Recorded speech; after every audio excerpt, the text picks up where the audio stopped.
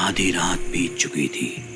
Police चौकी में तैनात हवलदार देशमुख के फोन पर हवलदार विनय का कॉल आता है।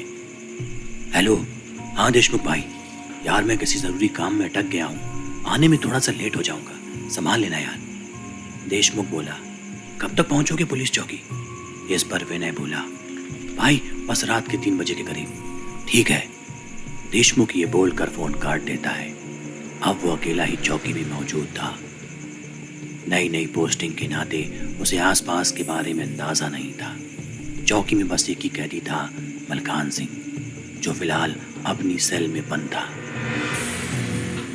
ठंड का मौसम था, लिहाजा देशमुख को सिगरेट की तलब लगी। उसने एक नज़र कैदी और सलाखों के ताले को घूरा और चौकी के बाहर सिगरेट के कश लेने चला गया। सिगरेट पीते धुआं उड़ाते वो अपने परिवार वालों के बारे में भी सोच रहा था कि अचानक उसे किसी की दस्तक महसूस हुई। उसे लगा जैसे पुलिस चौकी के दरवाजे पर कोई खटखटा रहा हो। उसने पलट कर देखा तो वहां कोई नहीं था। एक बार फिर वो सिगरेट के कश मारने लगा।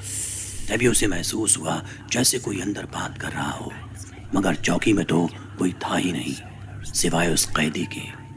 उसने सोचा कि शायद ये उसका वहम होगा। वो फिर थाने के बाहर खड़ा होकर सिगरेट फूंकने लगा। तभी उसे ऐसा लगा जैसे वो कैदी मलकान सिंह किसी से बातें कर रहा हो। बीच बीच में किसी औरत की आवाज़ भी आने लगी। हवलदार देशमुख घबरा गया। उसे अपने कानों पर भरोसा नहीं हो रहा था। वो फौरन दौड़ते हुए चौकी के अंदर दाखिल हुआ, मगर वहाँ सिर्फ सन्नाटा था। हालांकि मलकान सिंह अब नींद में नहीं था, बल्कि वो दीवार की तरफ मुंह करके अपना सिर पीट रहा था। बीच बीच में वो दीवार से बातें किया करता। ये देखकर देशमुख गुस्से में आ गया और बोला, क्या रे बेवड़े, तेरे कोतरी नहीं क्या? चुपचाप सो जा। देशमुख के गुस्से का मलखान पर कोई असर नहीं पड़ा। वो बस अपनी हरकत जारी रखे हुए था। यहाँ देशमुख डरने लगा था। वो धीरे धीरे उसके करीब बढ़ रहा था। उसने महसूस किया जैसे मलखान किसी और ही दुनिया में है। ना तो वो देशमुख की आवाज को सुन पा रहा था और ना ही उसको देख रहा था। तभी देशमुख को एक औरत की आवाज आई। उसने निगाहें घुमा कर देखा, लेकिन कोई औरत उसे नजर नहीं आई। लेकिन अब भी वो आवाज गूंज रही थी। देशमुख डरने लगा था। उसने मलखान को कई बार आवाज लगाई, पर मलखान भी नहीं सुन रहा था। देशमुख समझ गया कि अब यहाँ ज्यादा देर रुकना मुनासिब नहीं, लिहाजा फौरन दौड़ते हुए वो बाहर निकलने लगा। तभी चौकी का दरवाजा बंद हो गया और मलखान सिंह की सेल का ताला टूट गया। इतने घंटों की दहशत के बाद अब पहली बार मलखान का चेहरा देशमुख की नजरों के सामने था। पूरी तरह से चेहरा लाल, बिखरे बाल और जिस्म में एक अजीबोगरीब हरकत, और वो लड़खड़ाते कदमों के साथ देशमुख की तरफ बढ़ रहा था और बीच बीच में औरतों की आवाज में चिल्ला रहा था।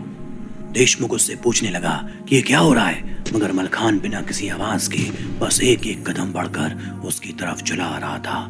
तभी अचानक मलखान दीवार पर उल्टा लटक गया और मुंह से खून की उल्टी करते चीखने लगा। बेइंतहा दहशत भरा मंजर था।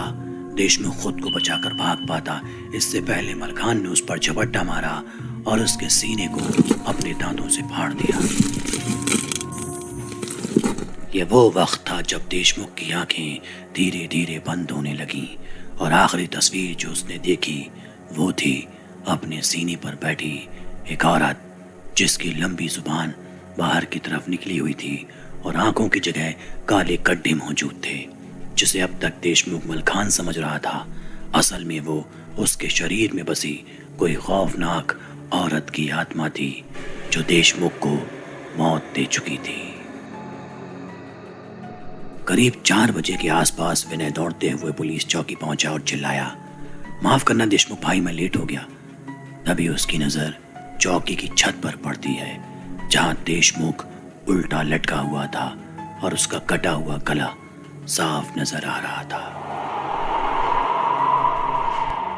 फौरन मामले की सूचना आला अधिकारियों को दी गई। भारी पुलिस महकमा मौके पर पहुंचा और मामले की तफ्तीश शुरू की गई। हैरत की बात थी कि वो कैदी मलखान सिंह अब भी जेल में बंद था और उसे बिल्कुल होश नहीं कि ये सब क्या हो रहा था। एसपी का सबसे पहला सवाल था कि आखिर कल रात कितने सिपाही चौकी में मौजूद थे। जब जवाब मिला तो वो फौरन सारा मामला समझ गए। उन्होंने पुलिस को बताया कि इस थाने में कम से कम 2 हवलदार तैनात रहने चाहिए, वरना वो सिपाहियों की जान ऐसे ही लेती रहेगी। जब पूछा गया कि कौन है उसके पीछे, तब उन्होंने बताया कि कुछ साल पहले एक आदमी को बंदी बनाकर यहाँ लाया गया था। उससे अपना गुनाह कबूल कराने के लिए उसे बुरी तरह पीटा गया, जिससे उसकी मौत हो गई। उसकी मौत की खबर से उसकी पत्नी टूट गई और उसने चौकी के बाहर ही फांसी लगाकर आत्महत्या कर ली। वो पुलिस वालों को अपने पति का जिम्मेदार मानती थी। तब से उसकी आत्मा यूं ही भटकती है और शिकार करती है किसी भी पुलिस वाले का।